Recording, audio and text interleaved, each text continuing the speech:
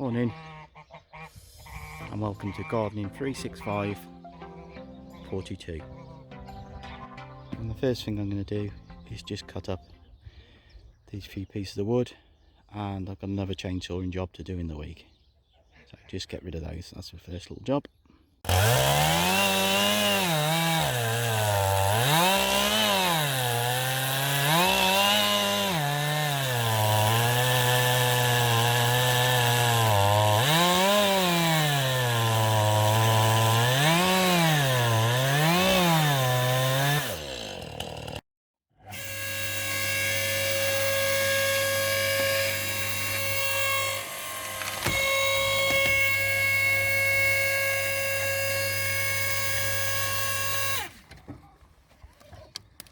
And the weapon of choice for wood cutting is a still.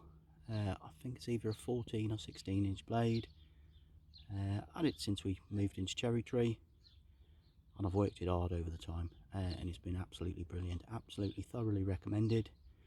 And I think they're about £250 to £300.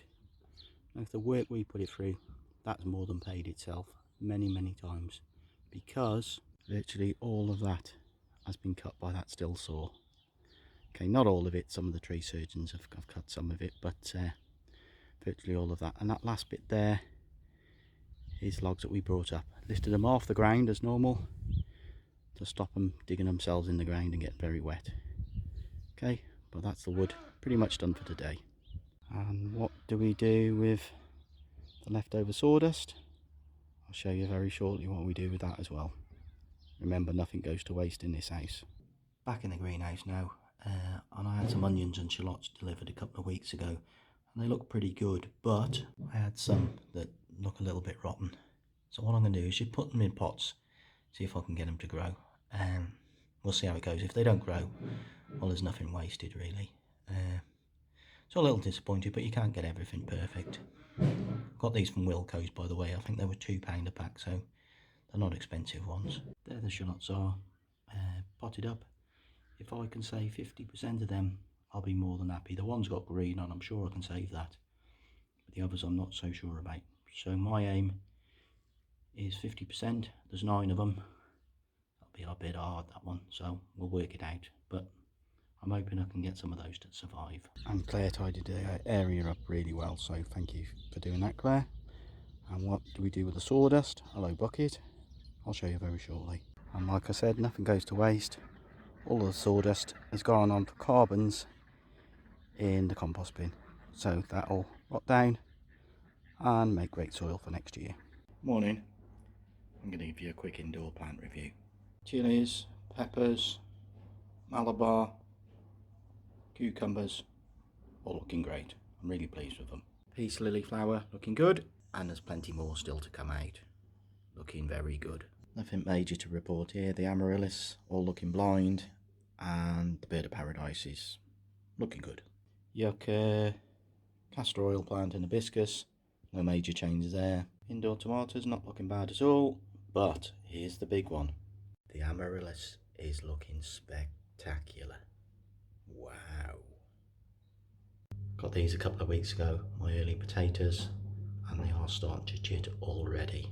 They are Vivaldi and Charlotte, so we'll see how they go. In the greenhouse now, we've got a new idea for this area. Only sort of temporary as well, but I'm going to change this over a little bit. That's one of the first jobs outside to do. Got some other jobs going on as well outside. As you know, I'm filling up raised beds, so I've now filled those 3 pods. I filled the last one up midweek. Obviously I didn't fill that one. And also what I've now started to do is filling up raised bed 3, and you can see where I've filled in and where I haven't. I haven't dug the soil or anything. I'm just placing new soil on top. When I come down to the lettuce, I'll move the lettuce and I'll just go up a little bit higher around the garlic. Not saying I'm going to finish that today, but I hope to get at least towards the garlic by then. And my flagship, raised bed 6, is looking good. And I've already used 1.5 compost bins full of garden compost already this year. And I would think one will be empty in the next week or two. And there's the logs from yesterday. The ones on the bottom that look new, they're the ones I cut up. And Claire went round later and pulled some logs that was wedged in the ground from another log pile that we had. They'll all dry out. They'll need over a year now to season, so we won't be using them for at least a year, but in the meantime we got plenty more. And the project is to get that potting table inside the greenhouse, so we will for the first time have an indoor potting shed. I got it in now. It's not perfect, it's not over level, but it doesn't rock now, so that's the main thing. We can use it as a bench. I'm going to put some of the plants back on it, so put them in there, and then the end bit I'll put my potatoes and carrots. So I'll try and fill in as much as we can. I want to leave a little bit of bench free though, that we can use it as a work surface. Only temporary, but I'm fairly happy with that now. All the plants back in, and we've got a work surface to work on now as well. As you can see, it isn't perfectly level, but it's solid, and that is the main thing. So Claire can start to do some of her potting up, and I can use that space for soil preparation if the weather isn't so good. Perfect. Now I'm about to do a job which hopefully will answer Caroline Riley's question, and her question was, how long do your chits need to be on your potatoes before you can plant them? So I'm going to be planting some potatoes in this. Now I always use old buckets as wherever I can, and this I think is 45 litres, and I'll get 2 potatoes in here. It's completely up to you. If you get a smaller bucket, put 1 potato in. Bigger bucket, put more than that in. But I'll show you what I'm going to do first to it. It will need holes for drainage, so I'm going to put some holes in it. How many is up to you. How big the hole is up to you. But it's certainly going to need some holes. Otherwise the soil can get saturated and the potatoes can rot.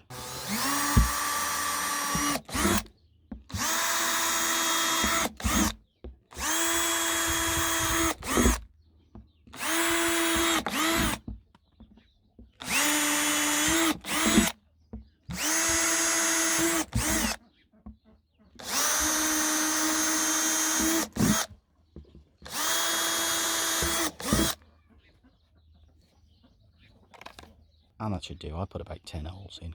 So the potatoes I'm going to use are ones that I kept from last year.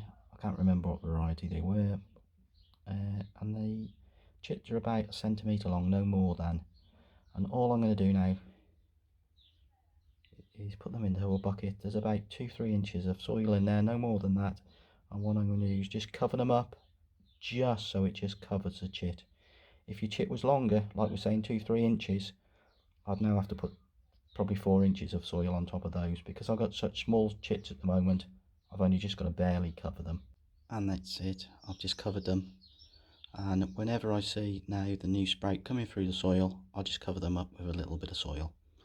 Okay, I don't want them to get anywhere more than about 1 inch out of the soil before I cover them up.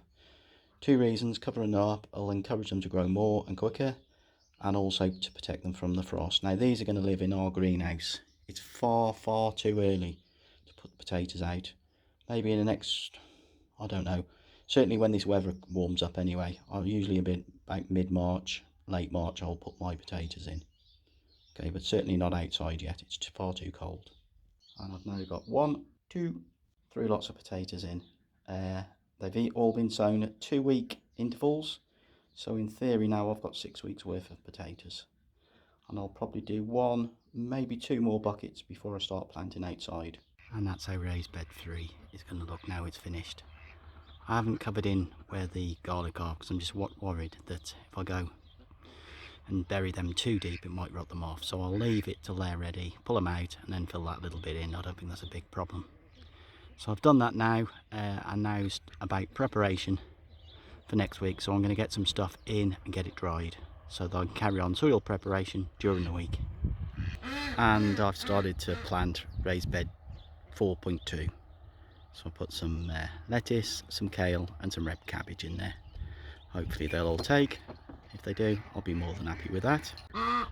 And if anybody's interested, I'll have some bare root strawberries to give away shortly. So I'll just give you the roots, put them in the ground, they will grow, and I guarantee you they'll have strawberries this year. So we've got Cabbage there and another make there, I'm not sure. They're very similar actually. but I'll give you some bare roots of those. They're free, and if anybody would like a root or two of apple mint, there's a root or two of apple mint to go in spare. There's possibly 4 roots of chives going spare, and these are all free to a good home. And also there's some traditional mint there. I think they call it spearmint or peppermint, and there's a root or two of that going spare if anybody wants. So all of these I'll give you as bare roots. They will grow, I promise. Paddling pool of chip, sift through, and to a compost. Doesn't that compost look great? It's superb. I'm really impressed with that. Okay, so that's my homemade compost. I've got one more job to do before I go in, and you'll see what that is very shortly.